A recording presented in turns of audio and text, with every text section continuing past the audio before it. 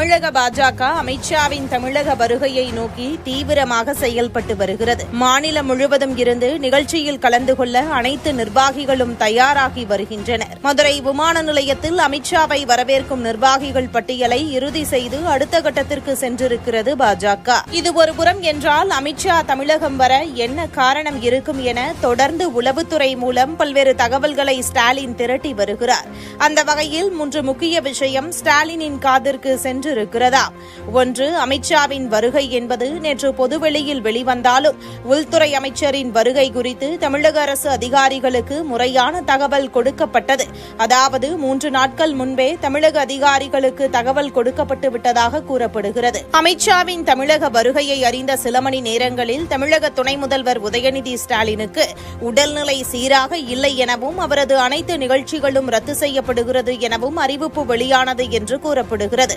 குறிப்பாக தமிழகத்தில் நடைபெறும் அமலாக்கத்துறை கைதுகள் அல்லது மிகப்பெரிய சோதனை போன்றவற்றின் போது அமித்ஷா வருகையை ஒட்டி அமைந்திருக்கிறது.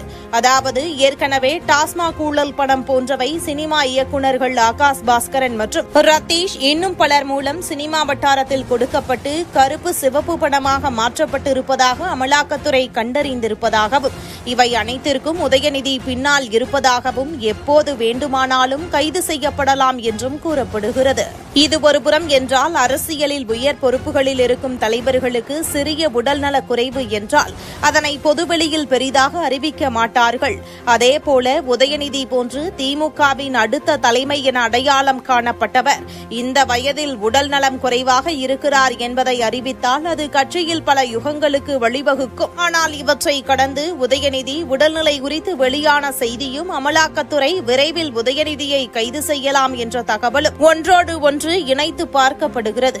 எது எப்படியோ கோட்டை வட்டாரங்களில் அமித்ஷா தமிழக வருகையின் போது உதயநிதி கைது செய்ய வாய்ப்புகள் அதிகம் இருக்கும் காரணத்தால் மட்டுமே உதயநிதி உடல்நலக் குறைவு என்ற அறிக்கை வெளியாகி இருக்குமோ என்ற சந்தேகத்தை பலரும் எழுப்பி வருகின்றனர். எது எப்படியோ அமித்ஷாவின் மதுரை வருகையின் போது என்ன நடக்கப் போகிறது, உதயநிதி கைது செய்யப்படுவாரா என பல கேள்விகள் இப்போதே மக்கள் மத்தியில் எழ